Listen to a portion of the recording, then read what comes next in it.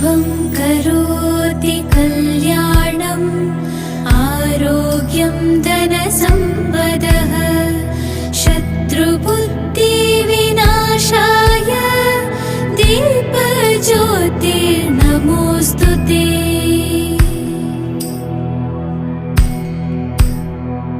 शुभं करोति कल्याणम् आरोग्यं धनसम्पदः शत्रुबुद्धिविनाशाय दीपज्योतिर्नमोऽस्तुते।